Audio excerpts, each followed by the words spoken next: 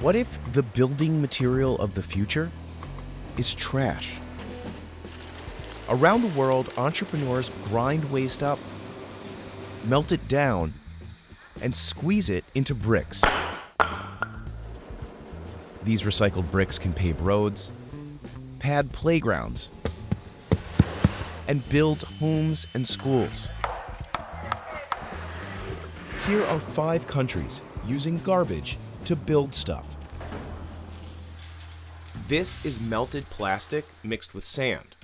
It has to look like poo. Ideally speaking, it's very visual like that. And it becomes as hard as concrete once a hydraulic press squeezes it into shape. A company in Nairobi wants to install these plastic bricks on streets across Kenya's capital. Nzambe Mate opened her company, Jijenge Makers, in 2018. So Jijenge is a Swahili word which translates to build yourself. The factory processes 3 of the 7 types of single-use plastics.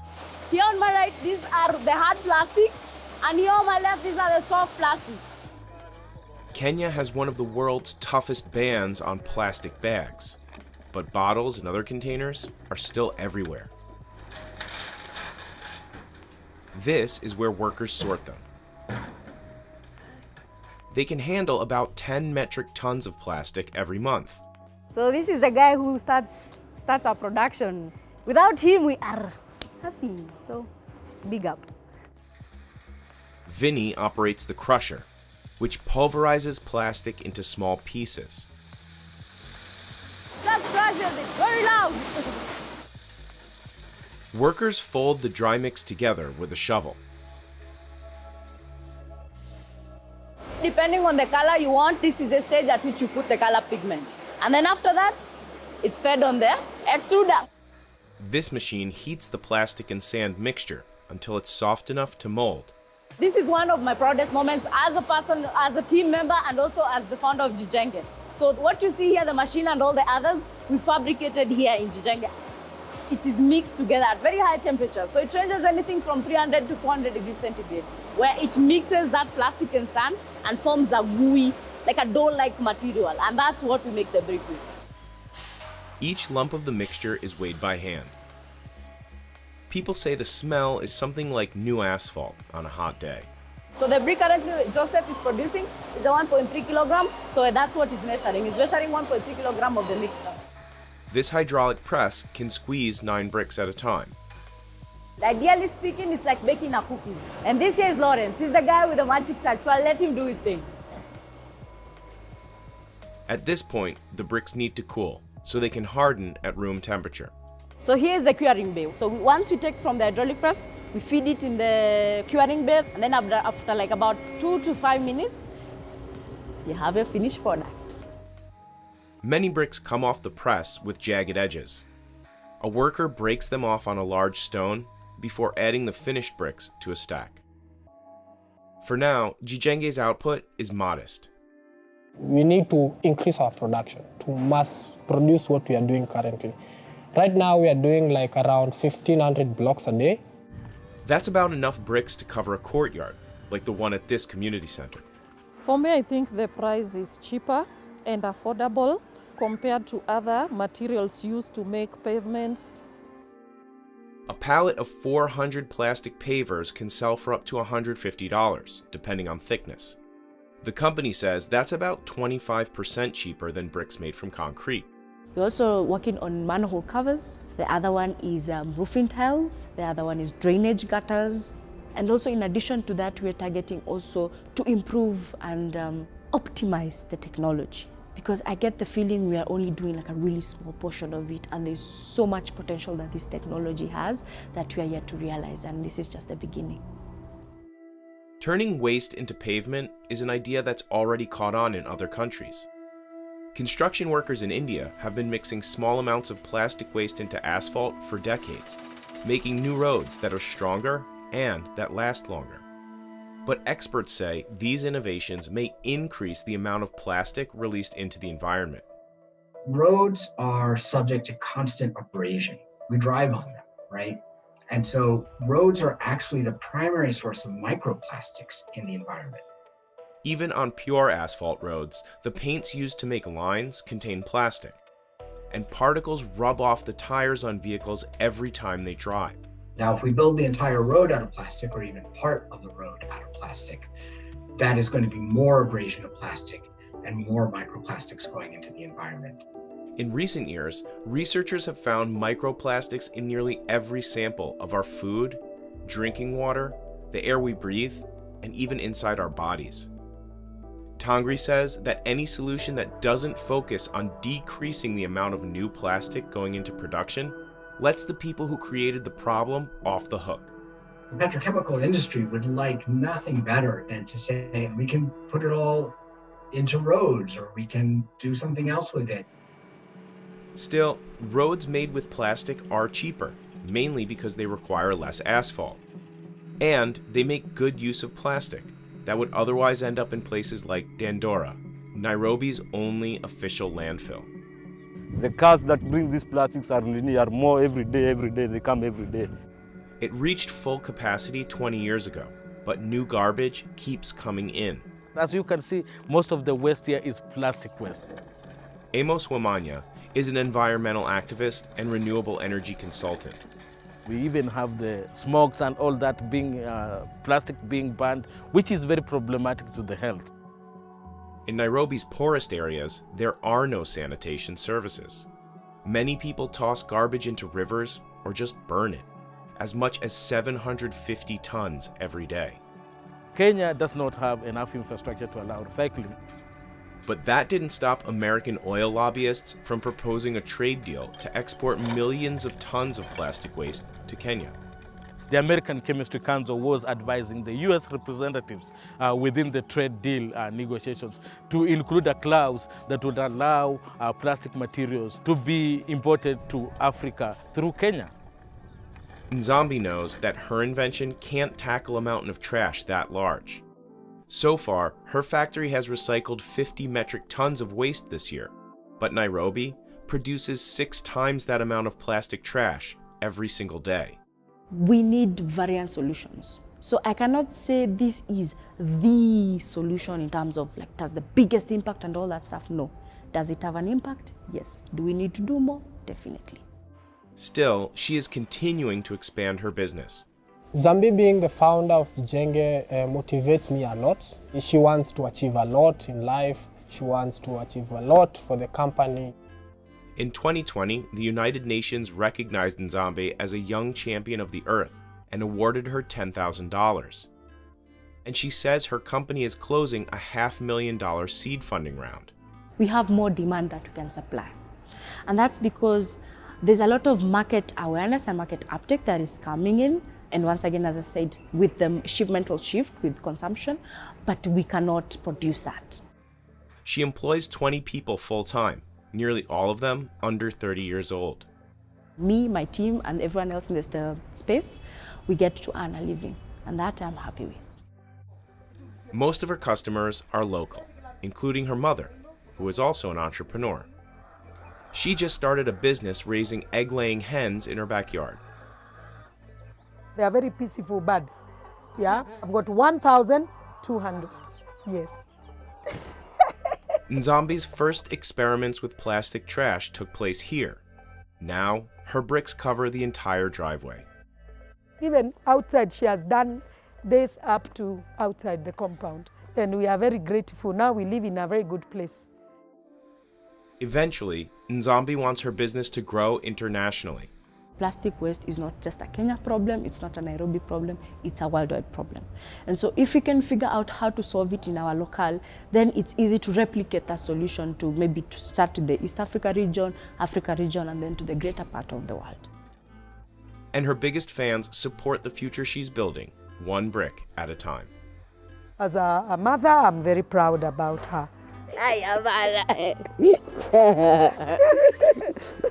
Na magugu.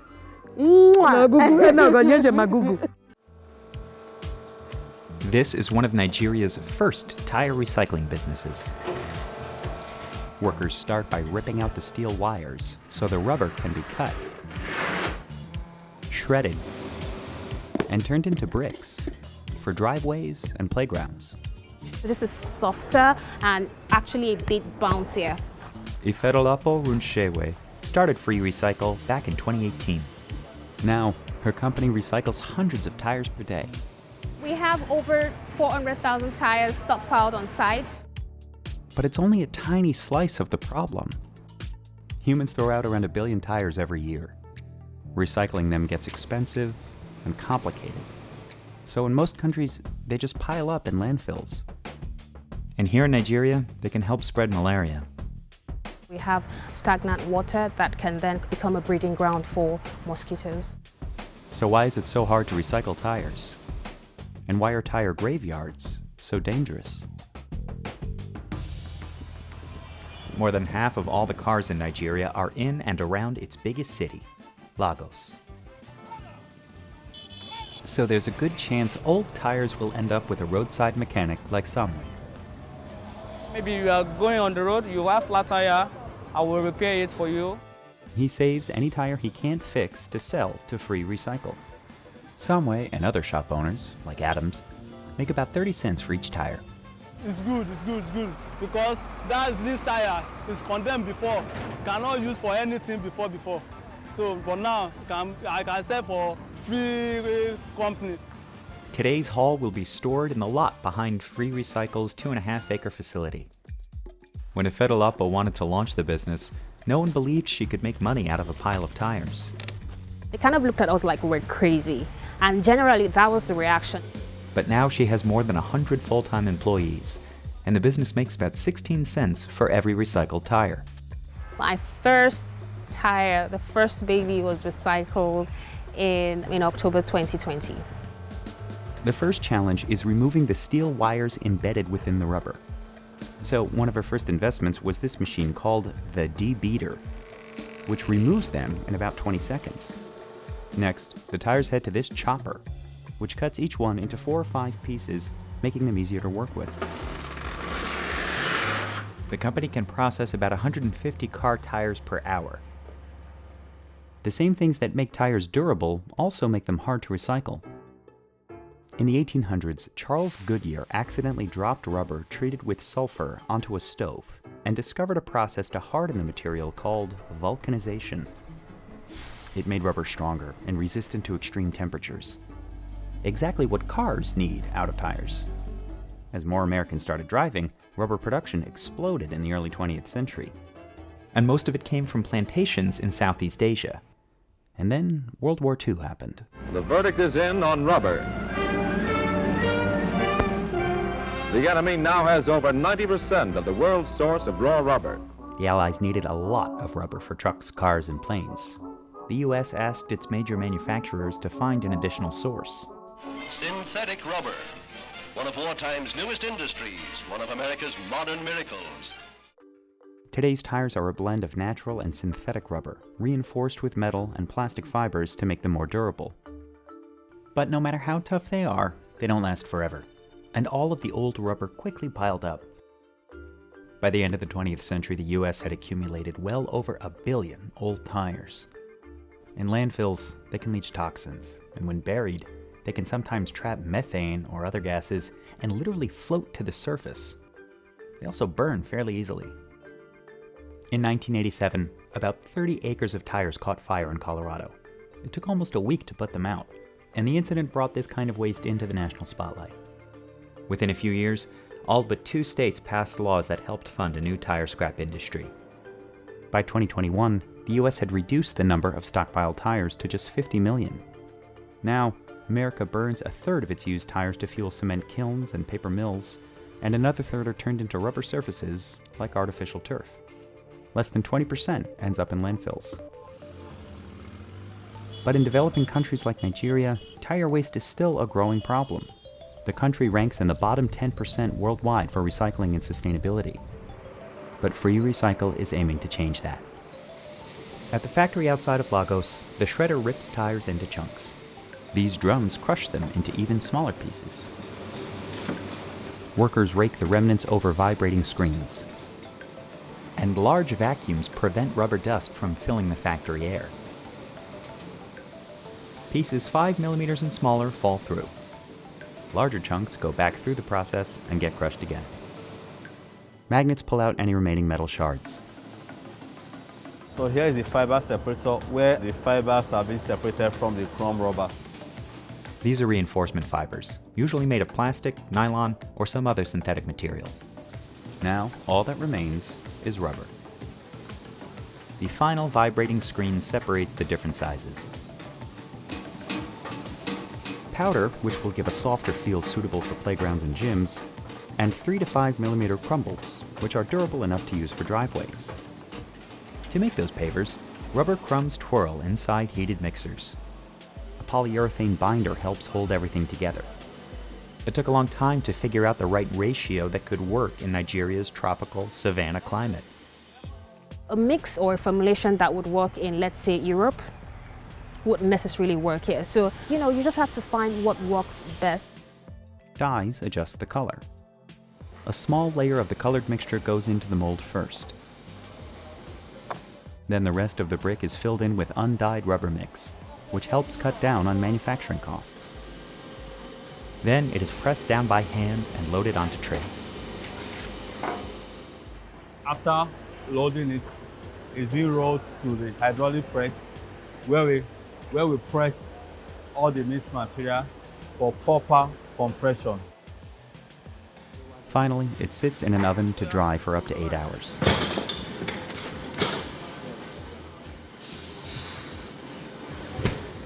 Nigeria's unreliable electric grid means the factory has to make most of the power it uses. 80% of our power is generated internally from diesel power generating sets. Workers tap the dried pavers out of the molds. On a typical day, they make roughly enough pieces to cover an entire tennis court. Every tire produces about 25 of these dog-bone-shaped rubber bricks. Now, they're ready to ship. Scrap tires have become a $12 billion global industry. In the US, Europe, and Japan, most get recycled, and many are burned to create energy. Tire-based fuel costs less than natural gas and burns cleaner than coal. But it still produces emissions comparable to other fossil fuels. In another method called pyrolysis, tires are heated to extreme temperatures without oxygen. Advocates claim it's the cleanest way to recycle them, but it requires a lot of energy, leaving small profit margins. In the US, a third of recycled tires become new surfaces in homes and playgrounds or mulch for gardens. In response to public concerns about shredded rubber leaking toxins, one US federal agency said it couldn't prove there were any health risks, but it recommended that kids should not eat the rubber. Sound advice. Back in Lagos, Free Recycle's top-selling items are paving stones used in playgrounds like this one at an international school. We've been very happy with their service. The product's good. The thick rubber provides a nice bounce for children at play, but also makes repairs and additions easier. If you want to add more services or add more structures, you just remove it and when you're finished, put it back. While Free Recycle aims to eliminate all of Nigeria's tire dumps, for now, this waste stream is still growing. But that's not Ifedolapo's only concern. The mother of two is raising a family and a business together.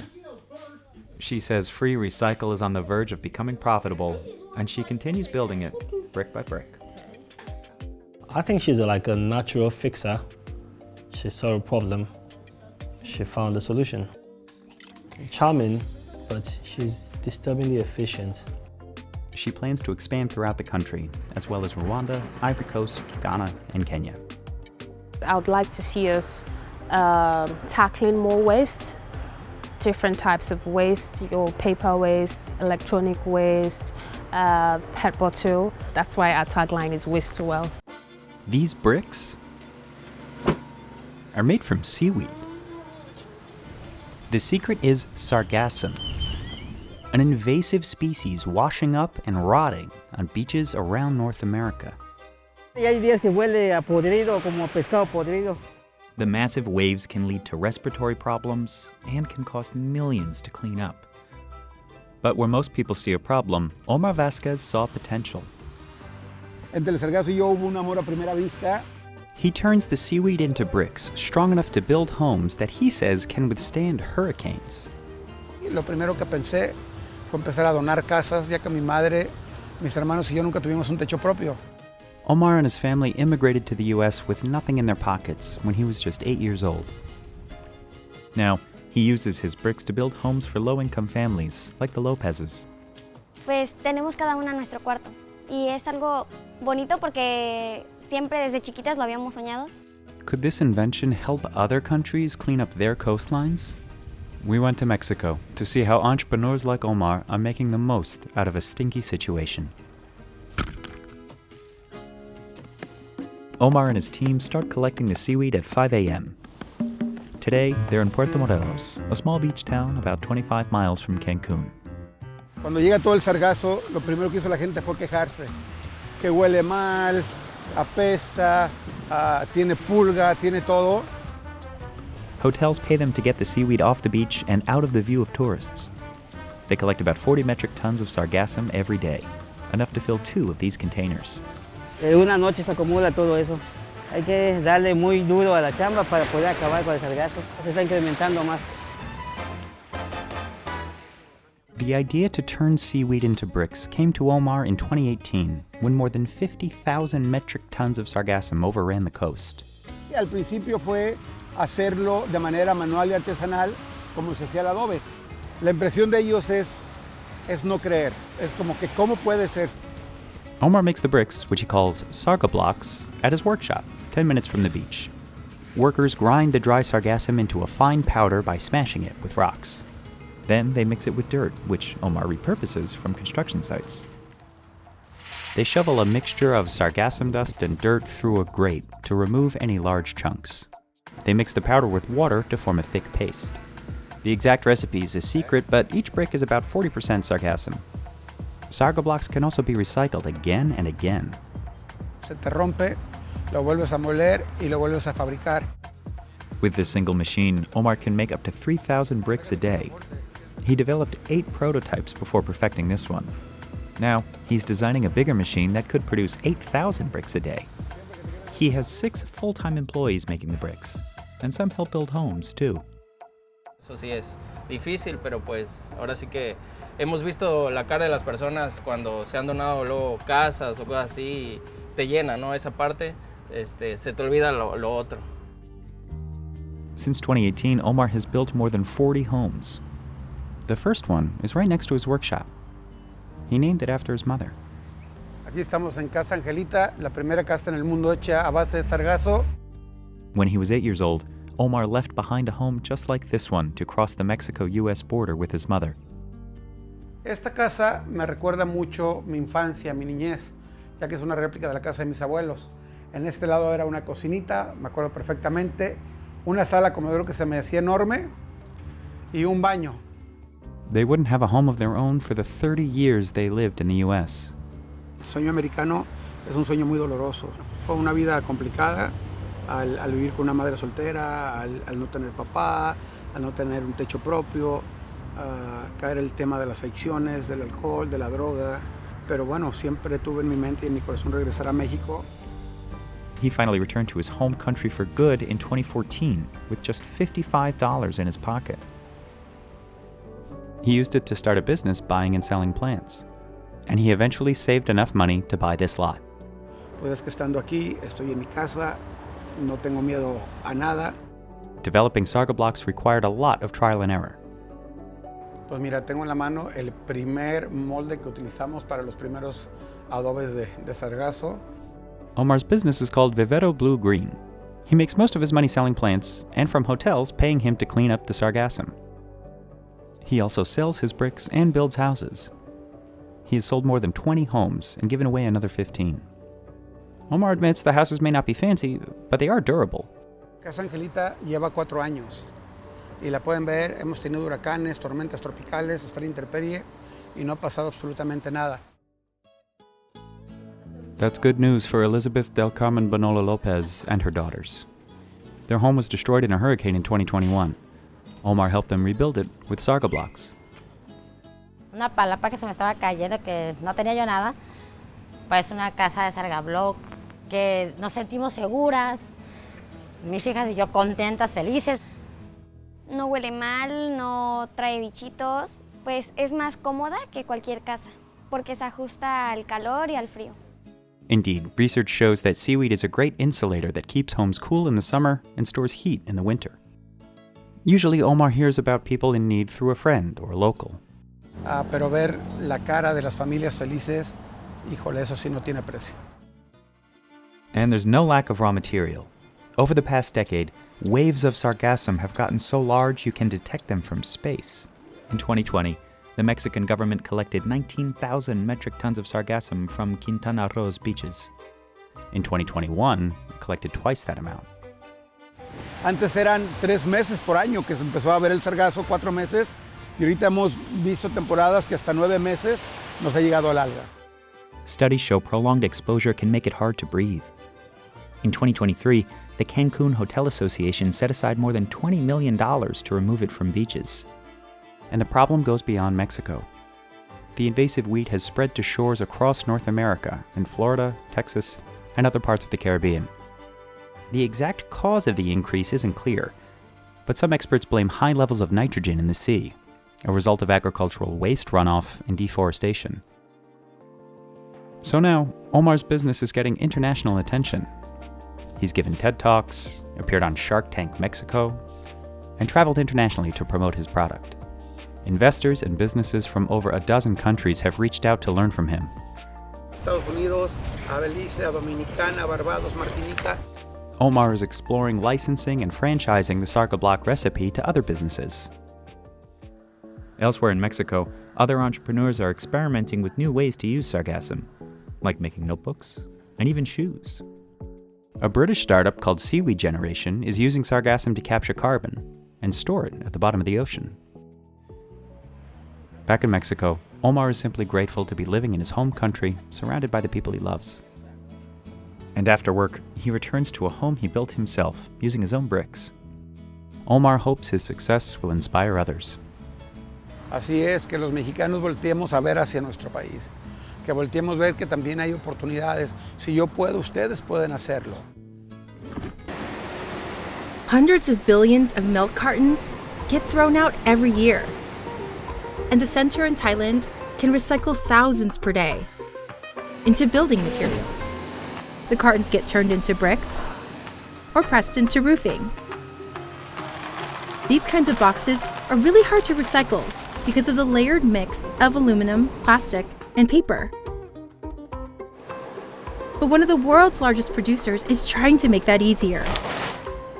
A Swiss-based company called Tetra Pak made 192 billion food and beverage containers in 2021.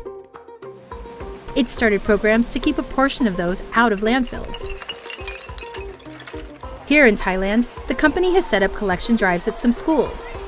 การรีไซเคิลนะคะมีความสำคัญมากเลยค่ะเพราะว่าจากที่กล่องนมนะคะจะบอกว่าไม่ได้ไปทำอะไรเลยแบบว่าพอกินเสร็จก็ทิ้งอย่างนั้น And some of the final building materials help rebuild homes for victims of natural disasters. เราไปทำหลังคาให้กับผู้ที่ยากไร้อะค่ะเขาจะได้มีบ้านอยู่ So can the world's largest carton manufacturer make a difference in reclaiming the waste it makes? We visited Bangkok to find out how to fix a house using old cartons of milk. It's morning assembly time here at the Hua Mak School. Since the 90s, the Thai government has encouraged milk in schools in a country that traditionally didn't consume much dairy. 3 decades later, drinking milk is a daily habit for students like Chanikan. เพราะว่าหนูเป็นคนตัวเล็กเลยอยากสูงก็เลยต้องชอบกินนม This school goes through about 5,000 containers a month, and nearly all of them get recycled. และทุกๆเช้าคุณครูก็จะให้ตัวแทนห้องเรียนมาแจกนมพอดื่มหมดแล้วนะคะก็พับกล่องนมตามวิธีที่คุณณัฐวัฒน์ได้สอนไว้ค่ะ สอนนักเรียนนะครับให้รู้จักของการคัดแยกขยะแล้วเนี่ยก็ยังจะต้องเหมือนกับทำประโยชน์ให้กับสังคมด้วย This educational campaign is sponsored by Tetra Pak, the packaging giant headquartered in Switzerland. The recycling program is active in over 400 Bangkok schools, as well as 150 drop-off points across the capital. But this is a fraction of the company's overall output. Tetra Pak says it's reclaimed 50 billion cartons in 2021, about a quarter of what they made in that year alone. The cartons end up here at Eco-Friendly Thai, a recycling company that specializes in beverage containers and used paper. The Ratchaburi plant processes about 12 million cartons a month. First, they have to be broken down to make it easier to separate the cardboard from the plastic and aluminum. The walls of the cartons made by Tetra Pak have 6 layers. All of them can be recycled on their own, but many recycling facilities don't have machines that can process them all at once. About 75% of a carton is paper, which provides structure. Polyethylene plastic makes up 20% and helps seal the packaging. The last 5% is aluminum. A thin foil helps keep the contents fresh and extends the product's shelf life. And a special heating process sterilizes both the product and the package, making some items shelf-stable for up to a year. The hydropulper breaks up the layers into tiny pieces. Then the boxes go through 3 filters to separate and remove the paper. Each filter is finer than the last. Any wastewater gets pumped back into the pulper. น้ำที่ใช้ในกระบวนการรีไซเคิลสามารถกลับมาใช้ซ้ำได้ The remaining plastic and aluminum end up here at the dump screen. The pulp is trucked to another plant and will be turned into toilet paper and cardboard. Meanwhile, the leftover mix of polyethylene plastic and aluminum is headed to Eco-Friendly's plant in Notaburi. It's called Palial for short. First, workers crush it with a coarse grinder.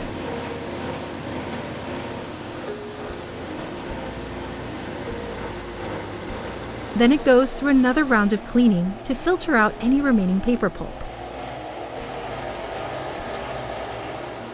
Next, a hot air dryer removes moisture. Workers feed it into a second grinder. การบดละเอียดเนี่ยจะทำให้การผสมของวัสดุที่เรามีการผสมเรื่องสีหรือ additive นะครับทำให้มันสามารถคลุกเคล้าได้ดียิ่งขึ้น Then it's ready for the extruder, which heats the ground material. นะครับเพื่อจะทำให้มีความอ่อนตัวหรือว่ามีการรวมตัวกันได้ดีขึ้นนะครับออกมาเป็นก้อนนะครับ Temperatures reach up to 392 degrees Fahrenheit. The compressor uses a cooling system to shape the polyol mix. It cools for 3 minutes in the mold, and voila, EcoBricks. But because most of the carton is paper, it takes a lot of them to make just one brick. อิฐบล็อก1ก้อนเนี่ยประมาณน้ำหนักประมาณ2กิโลกว่าเนี่ยแทนกล่องเครื่องดื่มถึง500กล่องมันก็ช่วยลดขยะในชุมชนลดขยะในหลุมฝังกบ The bricks will be ready for commercial sale in early 2023.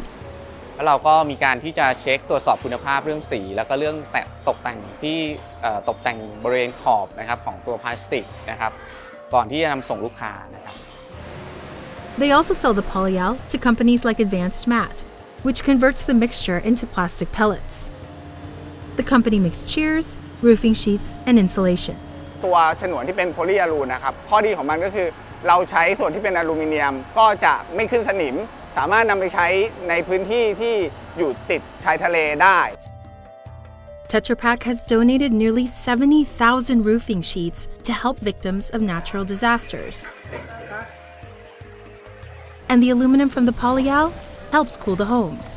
Making the roof sheets out of this material help actually to protect the heat from the sun. At the same time, with the property of polyethylene that we have in our material, it also helps the material to be strong. Tetra Pak has been donating their milk carton roofs to places like the Chakdang Temple. พอฝนลมแรงมากิ่งไม้หักถ้าเป็นกระเบื้องมาก็อาจจะมีแตกมีร้าวมีทะลุถ้าเป็นหลังคากล่องนมเนี่ยโดยมากจะทนไหวอยู่ The abbot has also purchased sheets of the polyol material for other roof repairs. He says the milk carton panels are more durable than his old roof tiles. อดีตสำคัญก็คือเสียงไม่ดังนะเวลาฝนตก The office in the back is mostly made of recycled polyol, from the roof to the wall cladding. อาคารเรียนต่อไปในอนาคตก็จะใช้หลังคาจากกล่องนม In 2021, Tetra Pak spent less than 1% of its annual revenue on recycling programs. The company says it plans to invest about $100 million each year over the next decade to increase the amount of recycled material that goes into new packaging. Their Thailand recycling program started in 2006, but it's been hard to raise awareness. เรายังไม่ตระหนักว่ากล่องนมรีไซเคิลได้สองก็คือเราให้เป็นภาระของคนที่เก็บขยะเพื่อให้เขาแยกออกมา Tetra Pak admits it still has a long way to go. We can make an improvement in the bigger scale in terms of climate impact and also biodiversity. We also want to expand in terms of recycling products that we can manage and we can produce in order to be able to contribute more to the communities. This rock-hard beam is made from hard-to-recycle plastic, like grocery bags, bottles, and even electronics. A company called Conceptos Plásticos takes plastic basically no one else wants and turns it into building materials. The finished bricks interlock like life-size Legos. The company makes it easier for locals to earn money picking waste out of dumps or off the street. On travaille dit, ils donnent nous l'argent cash. The mission? To improve the lives of waste collectors and turn trash into something useful, like this schoolhouse.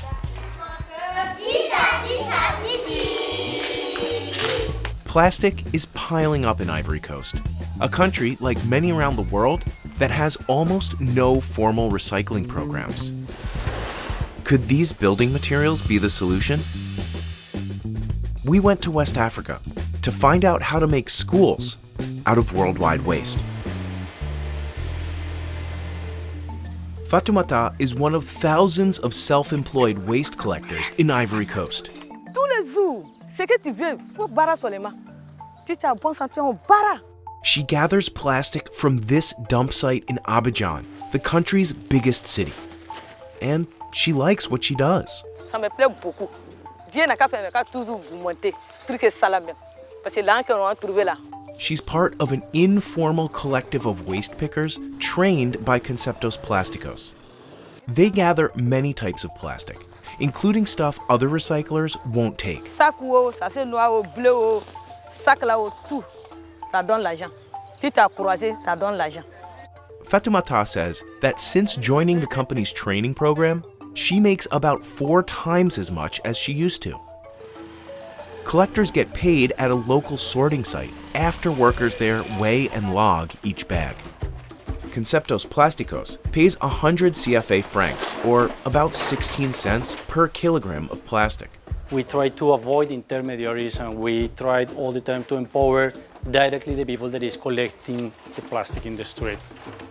Then it's time to start sorting.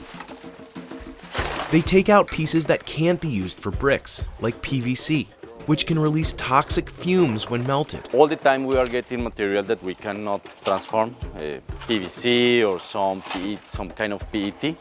So that's also their work is to sort again and check again which kind of plastic we are getting and take out the PVC. After sorting, they load plastic into a crusher. By flattening the waste, about 4 times as much fits in each truckload to the factory. This facility can process about 40 standard garbage trucks worth of plastic each month.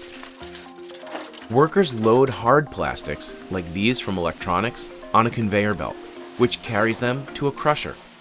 Every time that you work with plastic, you need to have a small size. We have crushers just to take the plastic maybe 5 millimeter size. The crushed chips go into a hopper, then travel down the line to be melted. Soft plastics, like grocery bags, go through different machines, but the process is similar. They're shredded into tiny pieces and melted down later.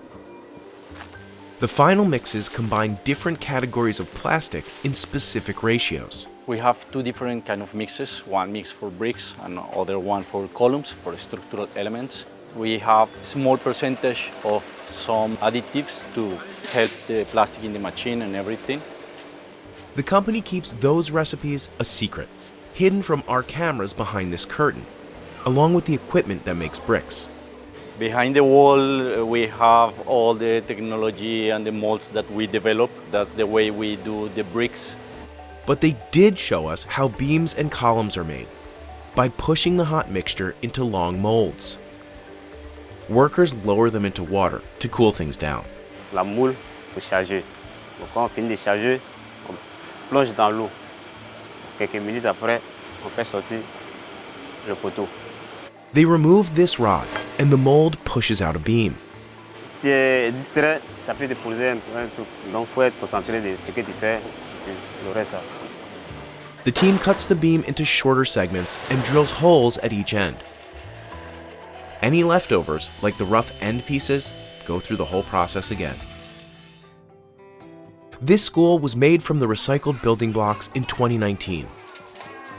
Bonjour les tout petits. Ça va? Les enfants, ça change beaucoup de choses parce qu'ils sont dans un environnement très aéré. Il n'y a pas de chaleur et ça résiste aux aléas climatiques. And there are more than 300 classrooms made with Conceptos bricks around the country. Oscar Mendez and Isabel Cristina Gomez started the company in 2010. They're based in Colombia, but in 2019, they got a call from UNICEF, asking them to expand their business to another country in need, Ivory Coast. According to the UN, more than 1 million Ivorian children don't go to school. And sometimes it's because they simply don't have a place to go. Classrooms are too far away or too crowded. Normally they're for 50 children, and you can find them up to 80 or so. Teachers, they say that it's impossible to give lessons and to teach in a normal way. Each one of these takes about a month to build. The government, they loved the project from the very beginning, mostly because it was quick. Construction here in Ivory Coast, they can take up years. The government estimates that Ivory Coast needs about 30,000 more classrooms just like this one to end the shortage. So, is there enough plastic trash to build all those? Technically, yes. The city of Abidjan likely creates enough waste each day to build about 45 classrooms. Collecting, sorting, and transforming all that plastic is the hard part. We need to design a really good sorting process here. Okay, take this out and bring bottles. Bring the bottles, but tell the guy, take this out, chop chop. Oscar says bringing this process into more communities could be the key.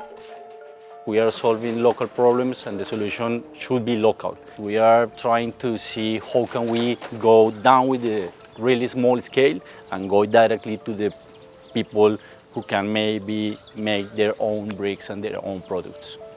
He says the company has transformed more than 3,000 metric tons of Ivory Coast plastic since it got started here. In the long run, solving the plastic problem means making less of it. But for the foreseeable future, the waste has to go somewhere. And ultimately, the work is about a lot more than using up trash. We are doing good things for the environment and for people. We are really happy to see how people is changing their lives. Their faces, their looks, they tell everything. Because for the very first time, they have something that is their own. Est-ce que vous n'êtes pas content d'être dans cette classe? On est content, non? Si vous êtes content, on applaudit. Voilà.